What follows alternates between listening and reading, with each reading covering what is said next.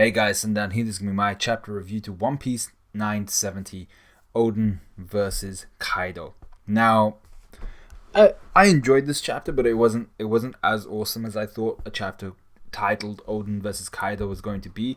It felt a little bit rushed. The attack that Oden actually lands on Kaido didn't look too amazing. It looked alright, but I felt the build up. I felt the actual attack in and of itself didn't land as well as I thought it was going to be. Like I was expecting, some sort of more of a build up. Odin preparing, actually putting some strength and gathering that potential energy and then launching himself into Kaido. Some sort of attack that had more anger, had more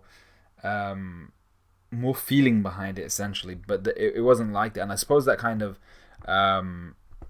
that's true to the way that war is, in the sense of you don't stand there posing getting ready to attack. When you see the opportunity to attack, you attack. So there's that bit of realism to it, but this is One Piece. We're not here for that. So I was a little bit disappointed by that, and the pacing of the chapter did seem a bit off, but it was still a solid chapter nonetheless. It just wasn't as good as I thought it could have been, and maybe there are reasons for that. Maybe Odin really needed to get this information out. In this one chapter, which is quite difficult to do considering how much we learnt. So let's go straight into the chapter. The first thing we see is Gang Beige and what's his face, Vito. They're both being kissed by men and women alike. It's really weird. They're over in what's it called? Oh my god, Dressrosa, and they're just being smooched. It's a really weird scene, and I'm not too sure what to make of it. So let's just leave it at that. Anyway, what do we get in the first few pages? So we get a group of people playing the shamisen this time, and all of this to the march of the 9 red scabbards alongside Odin, and they're going straight towards the flower capital. You see, it's very kind of movie like I can. The reason why I don't really watch the anime is because I feel like I can almost play an anime. Oda's and most manga artists, most mangakas work is so detailed, so well done. Even with Horikoshi and maybe Nakaba, sometimes their work is so well done that I feel like I can almost make a reel of it in my mind. And I prefer that over the anime, to be fair, even though I will watch parts of the anime which are epic. But yeah, so we get the march to the 9 red scabbards with Odin. We have Toki just fiddling with what's her face, Hiyori's hair, and Momonosuke reading a book. We see Yasui and his boys on their horses with the flaming manes and stuff like that. They're galloping off somewhere, and we see what is the flower capital, and then we see Hakumai, I think it is, because it's snowy there. And I assume this is right outside the flower capital. You see Odin surprised, and he's like, this isn't what we expected. So what happens is that Kaido, instead of waiting at his castle like Odin thought he was going to do, or thought he was going to be, because he should have had no idea that Odin was marching, Kaido turned out to be very well aware that Odin was marching, and he's like, oh, perhaps I have a spy in your castle. His laugh is really weird. It's Wororo. And for me, this is like, oh shit, like we knew he had a spy in Odin's castle. We don't know if it's the same one in this timeline as it is 20 years in the future, but through what we find out in this chapter, when we see Shinobu, it's not her. Like, she can't be the traitor, she can't be the one that's treacherous in their midst. So it's got to either be one of the 9 scabbards, which would be a big blow, or it's got to be someone else that Odin is very close to, that we already know is the traitor. And I want to see how that goes down. That's going to be a very big turning point in terms of how the other characters deal with that person. Are they just going to murder them straight up, just string them up and take them down, or are they going to forgive them for whatever reason? That's yet to be found out. But the traitor discussion is still shady, and we don't really know who it is, but that's going to be important. So Odin's surprised once again that Kaido is so well prepared, and Kaido this time has numbers. He has Mandem with him. So Odin's like, so it was all a lie, wasn't it? Kaido referring to the promise that was made to him by Orochi and Kaido. We still don't know what the promise is, but Kaido's like, yeah, it was a lie. You jackass. a sense that so the reason why Kaido actually committed to this promise was that he felt that they were at a disadvantage back then if Oden and Hyogoro had teamed up against Orochi and Kaido's forces. So he's like, nah, we weren't at that point in time, we were not in a good position to be dealing with the Yakuza and the samurai that you guys could gather. We had way fewer numbers back then and it would have been a difficult battle. So in these 5 years, we've gathered up the numbers that you see in this chapter. You even see Queen, we see King. So we don't actually see Jack, and I really like this panel, by the way. I might try and make it my thumbnail, where we see Oden overlooking this vast army. I feel like this could have been done better as well, because there's trees and stuff in the way, and there's like a small highlight showing the vastness of Kaido's army. But because they're all on top of this like one hill kind of thing, and then there's a little bit more behind, it doesn't really give you a good sense of the sheer numbers. There are 1,000 people stood there beneath Kaido. So I feel like that could have been drawn better. There could have been a better job. I feel like if this was what's his name, the guy that draws One Punch Man, oh my god, I've forgotten his name. Let's see, One Punch Man artist. His name is Yusuke Murata. I didn't even see the Google search. I just got it. But yeah, so I feel like if this was a Murata thing, this would be something he would redraw. Obviously, Oda's not going to be able to do that. But yeah, that's just a gripe I had with this part here. And yeah, so Kaido, you can see that he's a lot more scheming than we thought. You know, to us, he's just this drunkard who's insanely strong, but he is intelligent. And I liked here that Oden's overlooking this force that Kaido has beneath him. Kaido's like, he's is he wound up around the hill that's in the Flower Capital? Or I don't think this is the Flower Capital. Something says it's not the Flower Capital. But I like how the scabbards, like you see Kinemon just throw away his hat, his straw hat. Raizo's taking off, Denjiro's taking off. It looks like they're about to kick ass, and that's exactly what happens. So Kaido basically says here is like, I wasn't sure what would have happened if we'd fought you back then, especially if you lived up to your reputation as you're a mad lad.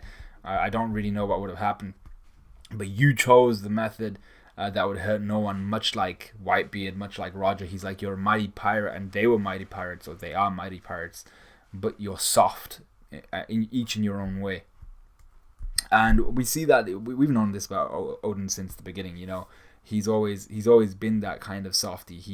He killed the boar, the mountain god, and he took the blame for that, whereas that was Kinemon's fault. That was kind of almost essentially Kinemon's fault entirely. And there are probably a whole bunch of different examples we could give of Oden taking the blame or doing something and not really minding what people cared of him, but the people around him. You know, the whole thing about him kicking the shit out of each and every single one of his scabbards apart from Denjiro, I think. And then taking them on. So he didn't really mind that they were thugs, they were Yakuza, they were people who had debts to pay off and stuff like that. He still took them in. So once again, that reaffirms Kaido's view of, you know, you're this madman, but you're a softie too, which we made use of. So what we get of Kaido this chapter is this part of him we haven't seen before, where he's actually trolling. He's poking these sore spots on Oden specifically. He's just like, you're the fool who chose to dance. You were stripped down to your loincloth. You were mocked by everyone. You have none of the old Kozuki dignity. Another line which makes you think, hey, has Kaido actually run into the Kozuki of old, or is he just saying from someone who's been in Wano for some time that he's aware of the dignity of the old Kozuki people and rulers, and he's just simply stating that? Or is it that he's actually had an interaction with some of the older Kozuki before for some reason, and he doesn't see that in Oden because of, you know, being stripped down to his loincloth? So that's something I'd actually like to know a little bit more about. Oden just says, I still stand by my decision that day. I liked his quote here. I still stand by my decision that day. Let us speak of the future now, as he draws his sword, basically saying, you know, let our swords do the talking. And I was like, yeah, this guy's a badass. So this riles up all the gifters and stuff like that, who get ready to attack. Oden just goes in, conquers Haki, smashing the shit out of everyone. His scabbards follow him into battle.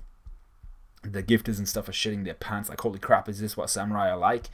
All the samurai are kicking ass. And then we see, going to a different scene, that Yasui, he actually went to cover Odin's back. Odin learnt from his retainers' mistakes. So what he did was he sent a messenger by horse to Yasui saying, yo, I'm about to go kick the shit out of this guy I don't like. I need you to protect my family while I'm out. So you see Hiyori drop kicking Momonosuke, and you see Yasui and his retainers literally surrounding Otoki as her husband and her retainers are off to kick the shit out of Kaido and Orochi. Yasui makes a poignant point here. He's just like, we gotta be prepared here. If Odin loses this battle, Wano is basically done. This country has lost. And I think all the way throughout this chapter, Toki is putting on a strong face, kind of a brave face for her kids, but not just for her kids, but basically as essentially she's the most senior person in Kuri in terms of status, so she's the leader essentially, so she can't really be seen crying, crumbling. She's taking that position and she's being strong for her kids. People have been saying that they think that she's the traitor. I really don't see that. I mean, like, there are a few things which are weird about her, about, you know, how she just so happened to be on this island where Odin swam up to or something like that, so he could save her. And she really wanted to go back to Wano because her parents were from Wano, but she'd never actually been to Wano, so she wanted to go back. Right? You know, there are a few things about Toki which are weird, but she does have that devil fruit, which probably answers a little bit of it. Anyway, Odin continues to battle, and then suddenly one of the people behind him who's aiming a gun at him is hit by a kunai, and the person who hit him with a kunai is the young Shinobu, and she introduces herself to Odin, who I thought was for the first time, but she's like, you may not remember me. I used to serve Sukiyaki, his father, back a day. And he's like, oh shit, you Shinobu? And we see this young chibi version of herself in like traditional ninja garb, actually. And the fact that he recognizes her makes her happy, and she's like, yeah, it's me. I served at the castle, believing that the Kozuki would rise again, but Fukurokuju and the other Oni Wabanshu, and she says the Kozuki Ninja Legion, essentially the Oni Wabanshu, they chose to switch allegiance to Orochi, but she still had that dream of serving Odin as shogun one day. So she's like, this is me cementing that fact. I can't stay at the palace. And instead of being pissed off about the Oni Wabanshu, about Fukurokuju, Odin's more just like, you know what, I don't blame these guys for not following a fool of a lord. Whether he's berating himself for not attacking and killing Orochi and Kaido back like 5 years ago, or whether he's simply regretful of the 5 years of torment his people have gone through. I think this is simply just him stating whether these last 5 years have been worth it, and that he has been a fool of a lord, which draws some negative emotion out of what's her face, Shinobu, because I think she feels sorry for him more than anything, especially because she knows, or we think she knows. I'm pretty sure she knows the promise that Odin made to Orochi and Kaido, and the promise that they made in return. Anyway, we're told here that 11 samurai, so we have the 9 red scabbards, we have Odin as the 10th, and then we have Shinobu as the 11th. One side we have 11 samurai who battled against 1,000 pirates. We see here the silhouette of Queen, of King, so they were in the battle. We don't see Jack, so this was before Kaido had a Jack in his crew. We're told the battle lasted longer because of Odin's strength and how it surpassed the enemy's imagination. Then we see Odin just sliding down this hill or something like that, or across the field, and he says that you see Kaido's laughing dragon form just flying in the sky as he pops off these cannons. And then we get Odin. This is all the build up we get to this. Odin's like, I want to cut your scaly neck, Odin two-sword style, and I was like, oh something's gonna happen here. And straight into the next double spread, Odin's landed the hit, and I thought, there should have been more build up here. There should have been another page. There should have been another couple pages of like interaction, saying something. Odin saying some badass shit like, I'll show you my Dragon Slayer technique. Something cool, not something like that. But there was very little build up. Literally like 3-4 panels. Just, I want to cut your scaly neck, Odin two-sword style. Nah, and then he just sliced into him. So if there could be another 2 pages inserted, I feel like we're missing 2 pages in between this double spread where Kaido's lolling his tongue out and he's got that X-shaped scar on his chest, and between the part where Odin's like, "I want to cut your scaly neck." It feels like there should have been something else there, but there isn't. It's not like we're missing anything. So he attacks him with Paradise Totsuka. Kaido's eyes white out because he's probably never felt something like this before. He just got slashed with both swords on his chest. All his gifters have shit their pants. Like, holy crap, Kaido's been damaged. What the hell's going on? You see Kaido's dragon form collapse onto the trees, and here we have Odin running up to him, and I don't think he was going to land a killing blow. He was going to land a damaging blow because he says never come back to Wano. You don't tell someone to never come back to your yard if they've broken into your house or some shit like that and then kill them. You say never come back and then throw them out. So I don't think Odin was going to kill Kaido at this point, but that's not even part of the discussion. We see here one of the gifters holding a knife to Momonosuke, and this completely throws off Odin. He's like, holy shit, what the hell is Momonosuke doing here? While his attention has been turned, Kaido just claps him around the head with his club, absolutely, club to death essentially, but doesn't actually kill him. He absolutely smashes his club straight into the back of Odin's head, causing him to bleed out a little bit and collapse. The young Momonosuke was actually just the old hag, I've forgotten her name, who has Bon Clay's fruit. And you see Kaido here. Kaido's face isn't one of victory. His face is just one of, oh, holy shit, I just escaped death. It's one of almost kind of, it's not really relief. It's kind of, a mixture of relief, a little bit of anger that, his fight had been interrupted, a little bit of disappointment, I think, in the sense of what would have happened if I hadn't just been saved by one of my subordinates or one of my ally subordinates. What would have happened? So I think there's a little bit of uncertainty there as well. You see Kinemon and Ashura Doji both like, holy shit, Odin's been taken out. And then we see King stab Ashura Doji in the back.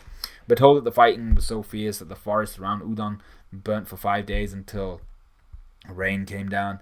And then we see the last couple pages where the 9 samurai the 9 red scabbards are all imprisoned in the flower capital, and they were awaiting their punishment for the crime of rebelling against the shogun.